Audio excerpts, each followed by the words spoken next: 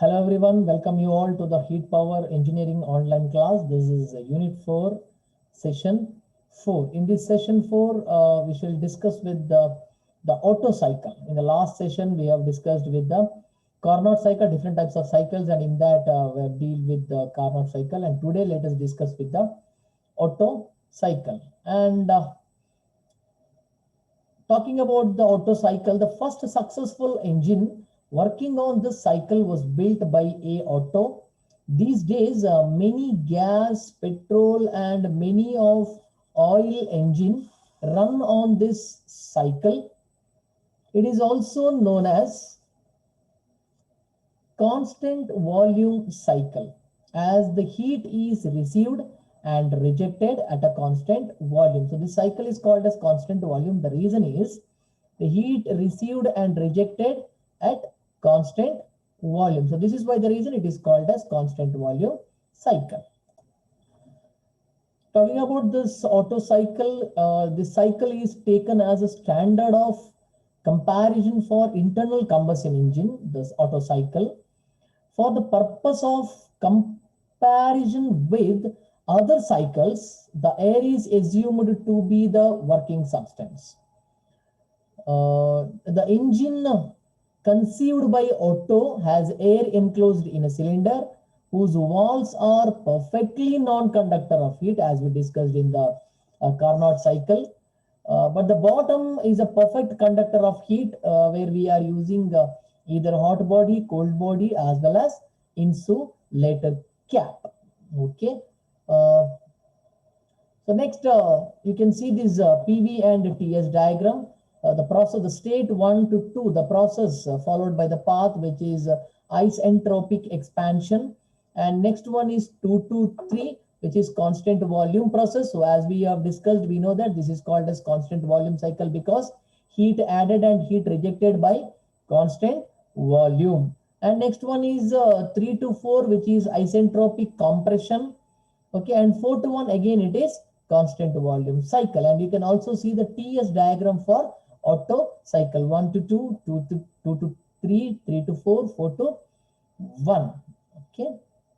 So now talking about the Otto cycle, discussing about the Otto cycle, the ideal Otto cycle consists of 2 constant volume and 2 reversible adiabatic process.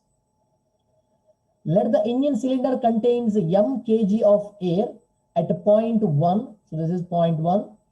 At this point, let the pressure P1, temperature T1, and volume V1 be the pressure, temperature, and volume of the air. And now let us discuss the process 1 to 2. Between the states 1 and 2, the path followed by the process, which is adiabatic expansion. So you know that now what is the meaning of expansion? Expansion means if you assume a cylinder, in that the piston is moving upwards. So air is going to expand. It is going to expand. So the air is expanded reversibly and adiabatically, means isentropic, entropy remains constant, from the initial temperature T1, see here it is, initial temperature T1, to a temperature T2. In this process, no heat is added or rejected by the air. In this process, no heat is added and neither rejected by the air. So if there is no heat added or there is no heat rejected, means there is no work. Okay. So next one, the process 2 to 3. Process 2 to 3, it is a constant volume or cooling. Constant volume cooling. Constant volume cooling means what? Yes, heat is going to reject. It is going to reject. So this is the process 2 to 3. Here you can say 2 to 3. The air is cooled at a constant volume from temperature T to T3. Heat rejected by the air during this process. So if you want to cool the air, what you have to do is that from the bottom of, for the bottom of the cylinder, you have to add the cold body. It should come into contact with the cylinder, and thereby you can cool the, yes, air. So here the heat is rejected from the air. So that's why Q223, that is equal to mCV, where m is equal to mass, CV is equal to specific heat at constant volume into T2 divided minus T3. T2 minus T3, initial temperature minus final temperature. So next is the process 3 to 4, which is the the states between 3 to 4, the path followed by the process is adiabatic. Compression, the air is compressed adiabatically from temperature, from temperature T3 to T4 in this process. In this process, no heat is added or nor rejected by the air. So the last one, the process 4 to 1, that is constant volume heating. The air is now heated at constant volume. See, here it is 4 to 1. At constant volume, the air is going to heat. So what you have to do? You have to do is that you have to make that hot body come into contact with the bottom portion of the cylinder, and thereby we are going to heat the air. So by that we can expand that. Okay, from constant volume, from temperature T4 to temperature T1. See here, temperature varying while you are adding the heat. Why? Because the volume is constant. If you are fluctuating this volume, then what we can do? Along with the heat addition, you can kept the temperature constant. But if you kept volume constant, the temperature varies. Heat absorbed by the air during the process is Q4 to 1. 4 to 1 is a process that is equal to mCV into T1 minus T4. Again, m is equal to mass of the gas, Cv is equal to specific heat at constant volume, T1 is equal to the initial temperature minus final temperature, that is T4. We see that the air has been brought back to its original condition. Of course, it has been reached to the state 1.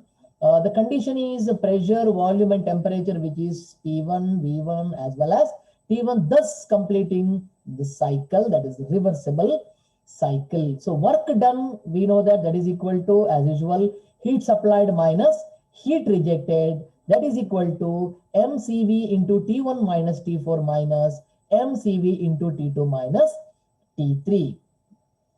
So simplifying this, we can discuss with the air standard efficiency. We know that air standard efficiency is given as, it's the ratio of work done to heat supplied. Work done is mCV into T1 minus T4 minus mCV into T2 minus T4 divided by mCV into T1 minus T4, because this is heat supplied at constant volume. If you simplify this, you can get 1 minus T2 minus T3 divided by T1 minus T4.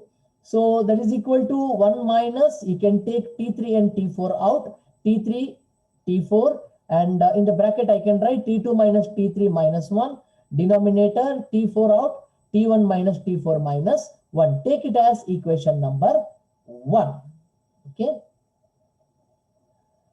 Considering adiabatic expansion 1 to 2. So you can write based on the pressure, volume and temperature relation, T2 by T1, that is equal to V1 by V2 to the power gamma minus 1, that is equal to 1 by R, where R is equal to expansion ratio to the power gamma minus 1. This we have already discussed with the Carnot cycle in the session 3. So take it as equation number 2, where R is equal to expansion ratio, that is V2 by V1. Consider adiabatic compression 3 to 4.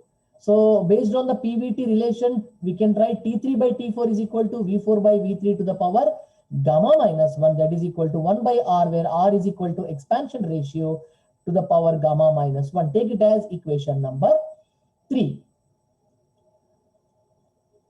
So now from equation 2 and 3, since the right side is same, you can write T2 by T1 is equal to T3 by T4. Interchanging the terms, you can write T2 by T3, that is equal to T1 by T4. Substitute the value of T2 by T3 in equation number 1, which is efficiency equal to 1 minus T3 into T2 by T3 minus 1 divided by T4 into T1 minus T4, T1 by T4 minus 1. If you substitute this value, what happens? Efficiency is equal to 1 minus T3 by T4, that is equal to 1 minus T2 by T1, because T3 by T4, that is equal to T2 by T1.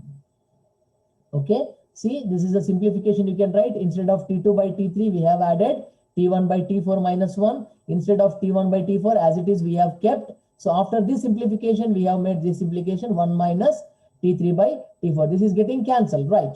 So T3 by T4 is equal to what? T2 by T1. So efficiency of Otto cycle, that is equal to 1 minus 1 by R to the power gamma minus 1, because now you can add the value of T2 by T1 with the previous discussion. So this is the equation we are using to calculate the efficiency of the Otto cycle. So this ends with the session number 4 of unit 4.